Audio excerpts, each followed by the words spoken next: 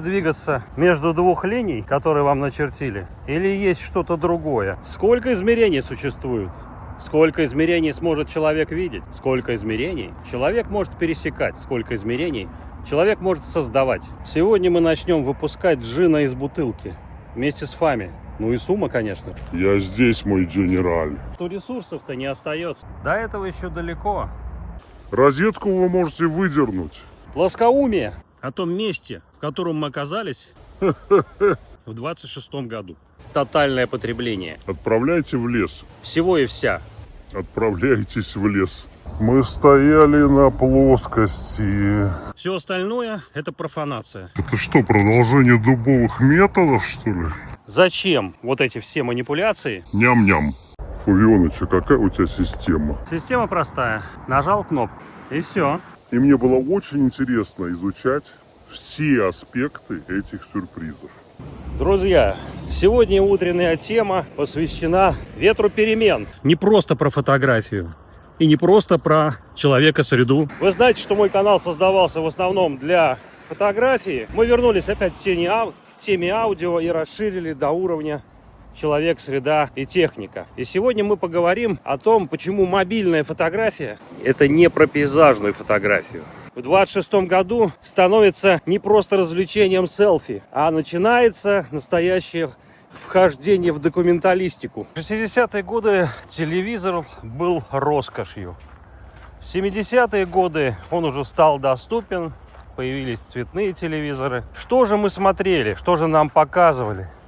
Показывали то, что хотели показывать государство. Нафига нам эта информация, Фувионыч? В 80-е годы телевизоры превратились в глоток свободы. Показывали не только передачи и фильмы, но и благодаря качественным музыкальным составляющим, динамикам, корпусам из дерева, телевизоры стали переходить в категорию развлекательных. Но полностью они перешли в развлекательные, друзья, не сейчас, не в нулевые, а перешли в 90-е годы, когда появился MTV, когда артисты стали продвигаться, нужные артисты продвигаться через экраны ящиков. 21 век открылся, можно сказать, событием 9.1.11, и поэтому телевизоры стали в оружие пропаганды. Они, в принципе, всегда этим и были, но теперь это было под соусом развлекательности. Как мне пишут в комментариях. К чему же мы пришли в современном мире? Теперь телевизор знает о вас все, о чем вы даже сами не знаете. Потому что телевизоры стали умными, так же, как и гаджеты. Но если бы это была только одна часть истории, то я бы не стал записывать этот ролик. А самая важная часть истории состоит в том, что теперь телевизор, изобретение Зворыкина, посчитал, что помощь человечеству. Маленький телевизор у вас всегда с собой. Он в вашем холодильнике, микроволновой печке, в вашем шкафу, в вашем автомобиле, везде, куда вы имеете доступ. Мы вообще, что тут? И плюс снаружи, везде эти телевизоры, но они не просто показывают вам, что происходит в мире, какая музыка популярная. Они пропагандируют образ жизни. Какой? Сейчас поговорим. Этот образ жизни называется тотальное потребление. Всего и вся. В фильме «Матрица» герой говорит: Да, я здесь, мой шеф. Что есть такой вид организмов, который все это делает. Это паразит. Человечество превращают в паразита. Им наплевать на природу, на землю, на все прочее. Все, что их интересует, это прибыль. Если вы скажете, что это плохая история, то я вам скажу, это история замечательная. Чем же она так хороша, друзья? А хороша она тем, что, согласно истории, которую мы можем увидеть в камне, в искусстве, в находках под землей, мы знаем, что человечество этот путь проходило много раз. Не раз, и не два, и не три. Это уже все было. То, что называли цивилизациями, возрождались, развивались до высочайшего уровня, а потом просто пропадали и уничтожались. Мы вообще не понимаем, о чем здесь говорят. Просто гуляем по лесу. Я бы на твоем месте, Ума, ел малину просто. И меньше задавался вопросами такими умными. А самый главный вопрос касается того, как можно было миллиарды людей за короткий срок, а практически это 10-20 лет поколения, переделать в безумного потребителя.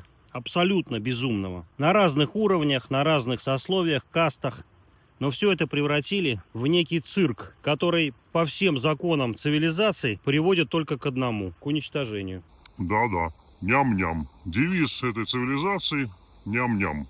Молодежь приучили к курению, даже на работе ездят и спрашивают сигареты. Я бы сказал, большой ням-ням. Может показаться, что это ваш выбор, так же, как мой выбор был в 80-е. Начать курить, быть крутым, купить машину, потом быть крутым, купить домик, Очень большой. вырубить 100 елей 200-летних, тоже быть крутым. То, о чем говорит Савельев, профессор, в первую очередь доминантность, превратилась в апокалиптический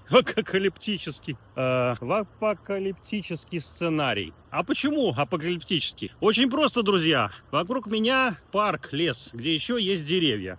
Ну нет, не лес, уже парк. А, ну да, что-то, наверное, произошло. Когда планета, любая планета, где хочет жить человек, первое условие – это атмосфера. Атмосферу делают деревья. Деревья появляются там, где начинается вода и болото. Есть теория подтвержденная. И посмотрите, кстати, наш выпуск с Павлом Бартом про болото Сестрорецкое. Совершенно уникальное место. Я записывал множество выпусков в Лахте, недалеко от которой мы сейчас находимся. Вы можете мне возразить: да все в порядке, ресурсов огромное количество. По подсчетам там всяких ученых, в том числе и советских, в нормальном варианте 10 миллиардов, даже 20 миллиардов Земля может прокормить. Или нет? Знаете, в чем ключевое здесь по поводу 10-20 миллиардов? Ключевое в том, что при нормальном распределении ресурсов, а основной ресурс человека – это воздух. Без воздуха вы буквально через 2-3 минуты вы умрете. А как же еда? Без воды вы можете просуществовать, может быть, сутки, может быть, двое, но без воздуха вы умрете в течение нескольких минут. Еда самое главное. Надо все есть. Все, что есть, надо есть, съесть. Теперь еще раз повторю. Представьте себе самый низший класс, или как угодно назовите, людей, которых хватает еле-еле для того, чтобы существовать, наличие воды, наличие чистого воздуха и минимальный набор пищи, пищевых продуктов. Все, что увидел, надо съесть. Вы скажете, их же миллиарды. И желательно много. И чего там, как, что они могут там уничтожить планету? Даже там, друзья, руки системы протянулись к потребительству. И, соответственно, эти люди тоже хотят, мечтают купить какой-нибудь гаджет с дисплеем. И желательно много. Преподается это под соусом того, что вы можете в любой момент получить доступ к любой информации. И это действительно так. Ну ты что-то совсем разошелся. Так, разумный человек с разумным пользованием, конечно же, будет гаджет использовать не для того, чтобы листать ленточку и смотреть котиков, как их называют, бежевых мам и прочее, которое приводит только к тому, что вы потребляете быстрый дофамин, и через какой-то период времени, обычно это несколько месяцев, становитесь тотально управляемым системой. Теперь вы настоящий продукт потребления. Вам продать можно любую дрянь под соусом того, что вам это нужно. Что я имею в виду под термином дрянь? Так здесь же надо думать, не только слушать.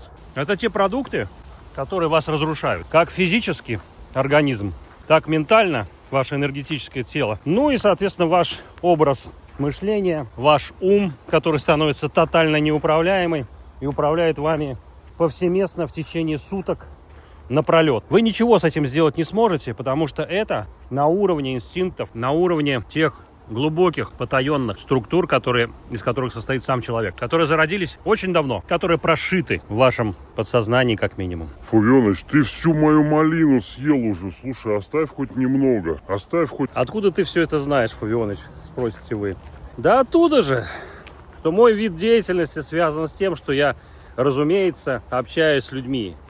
Я не являюсь каким-то социопатом, хотя изначально, наверное, в 80-х годах я был им.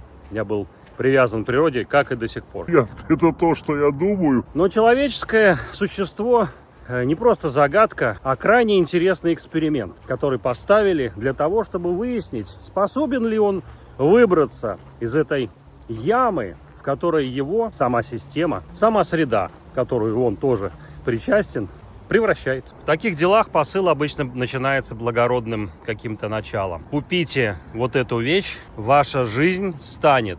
И дальше по списку. Она станет интересней, она станет безопасней, она станет краше.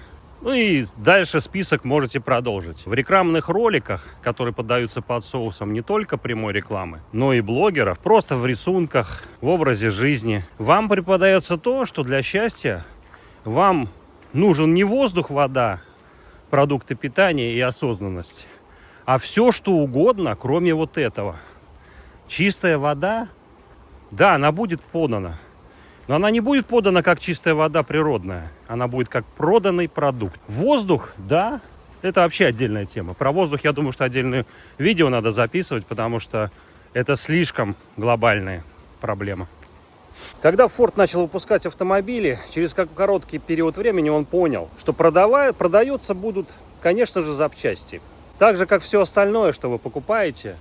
Капельную, картриджную кофеварку для того, чтобы вам продавать за безумные деньги 2-граммовые пакетики с кофе. Если вы считаете, что я просто хочу, чтобы вы отказались от потребления, нет, друзья, я хочу, чтобы вы вышли на свет разумного потребления. А разумное потребление предполагает два варианта исхода. Первый исход – это индивидуализм, которым пропитано все наше общество, все слои, который считает, что я самый главный, я могу покупать, а это то же самое.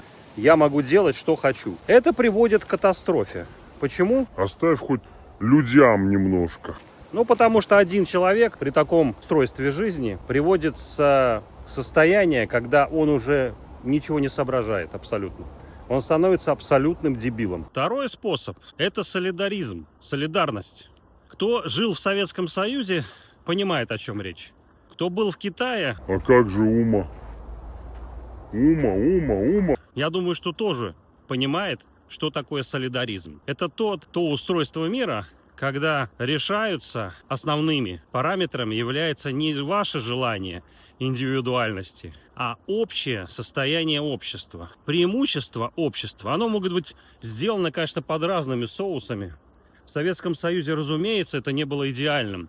Тот коммунизм, который строили, ничего не построили, потому что лозунг коммунизма был от каждого по способностям, каждому не по труду, как в социализме, а по потребностям. То есть предполагалось, что разумное потребление, которое пишет тот же фантаст Ефремов, придет к всеобщему благоденствию, и планета, и другие планеты будут освоены в целях разума. Почитайте книжки Ефремова. Этот космизм принят уже и на Западе много лет. Его пытаются сейчас опять вернуть, но сопротивление ведется жесточайшее. Причем тут фотография, спросите вы? Фотография является одним из способов, кроме классической музыки, архитектуры, искусства какого-то определенного, одним из видов средства, аппарата, который вам позволяет вернуть эту осознанность. На фотографии вы фиксируете момент, который позволит увидеть вот это. Не то, что вам мелькает перед экранами. Купи куртку. Вот этой куртке лет, наверное, я думаю, что 30.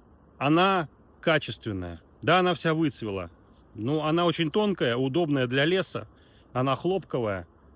И такого, к сожалению, уже не выпускают. Так в чем же недостаток такой системы? Недостаток как раз в том, что ресурсов-то не остается, друзья. Не на всех, а точнее на всех не хватит. Быстрее, скорее покупай. Будь то сумки, будь то машины, дома и прочее. Будь то стройка.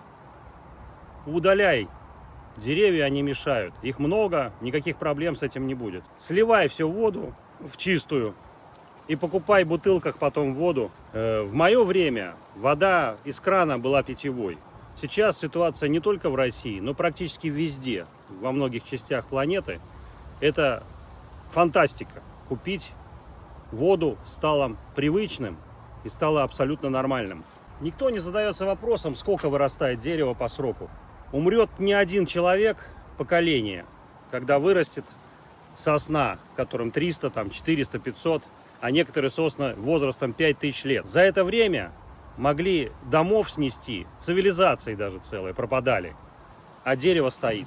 И если вы думаете, что я просто вам буду пропагандировать какой-то грин-систему зеленую, да, то вы ошибаетесь. Грин-система тоже является системой.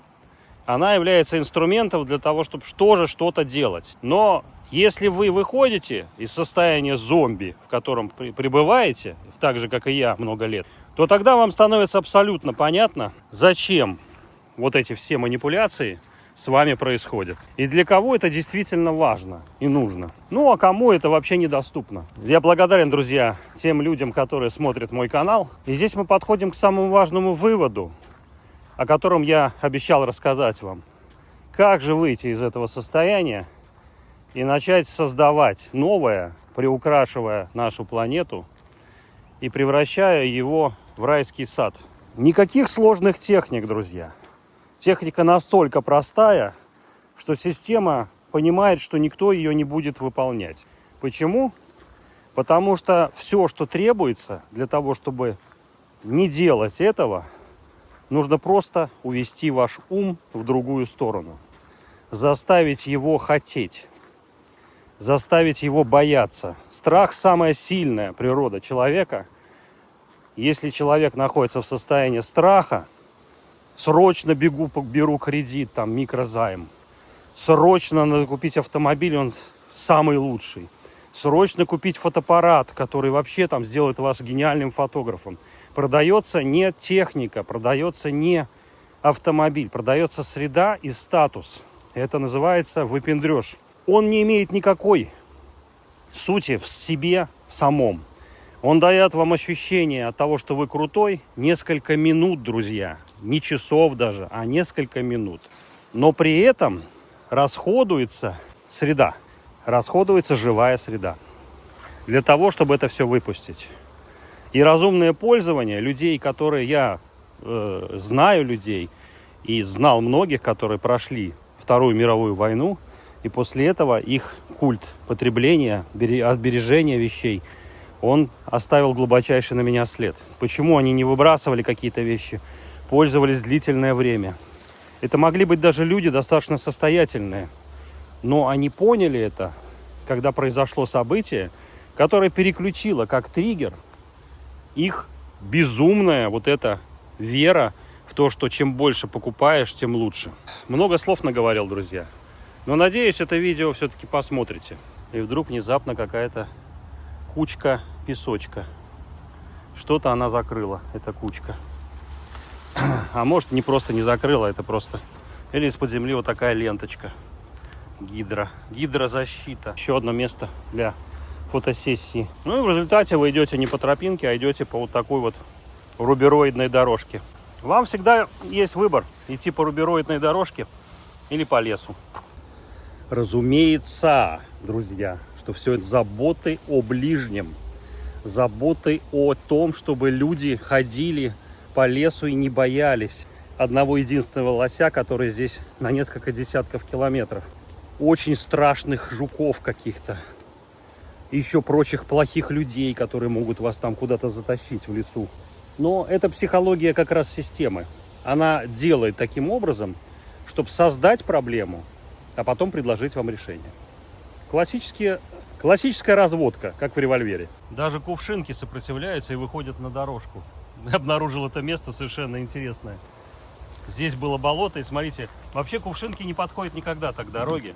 Это вы должны задать себе вопрос в осознанном состоянии, как такое возможно.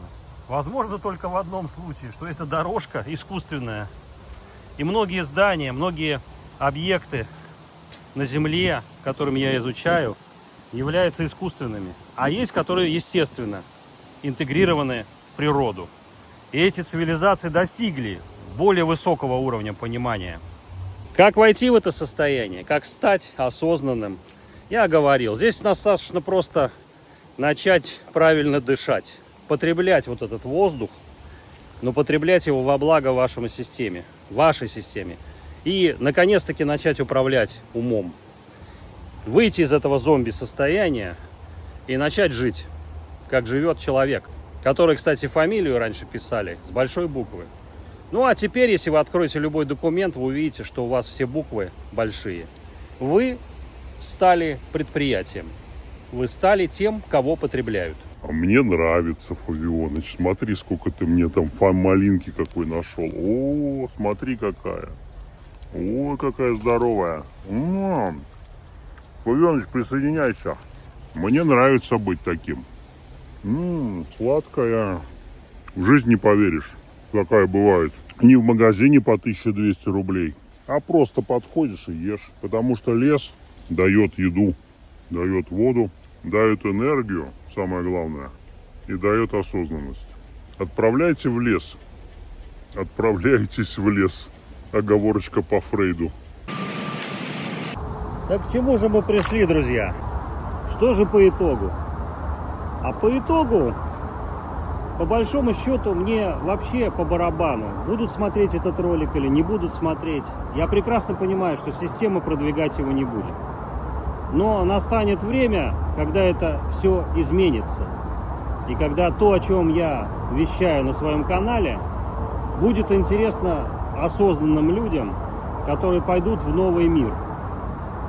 Мир прекрасный, без потреблятства, без индивидуализма, а с чувством глубокого упокоения, благодарности, счастья, чего я всем вам желаю. А как же Ума? Ума с тобой, Фавионыч. Ума с тобой идет. Да, мы с тобой всегда навеки братья.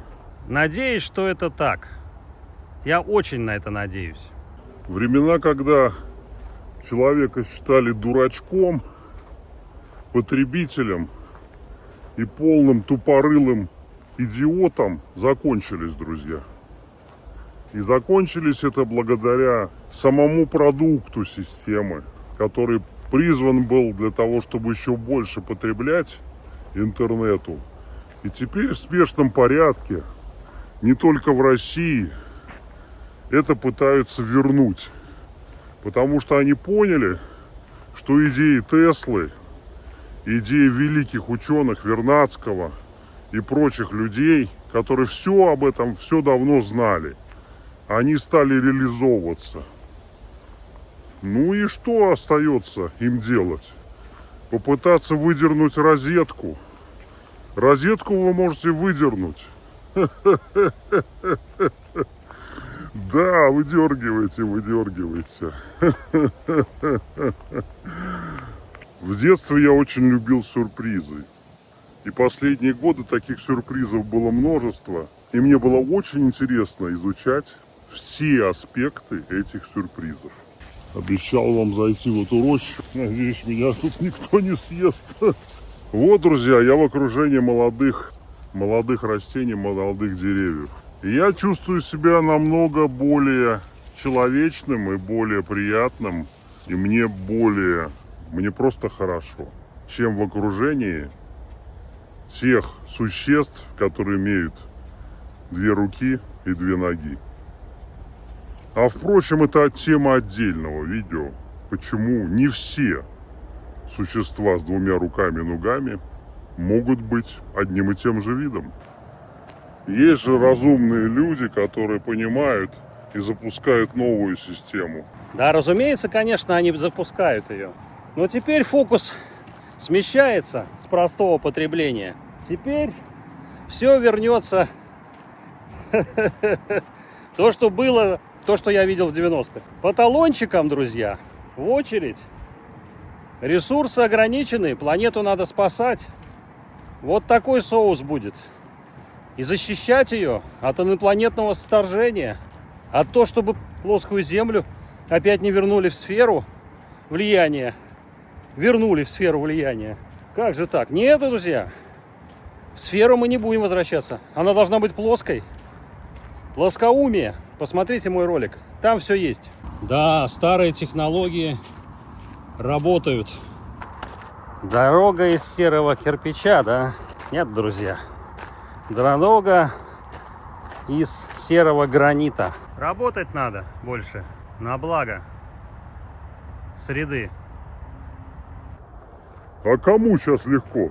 До этого еще далеко, думаете вы? Да нет, друзья, это уже произошло.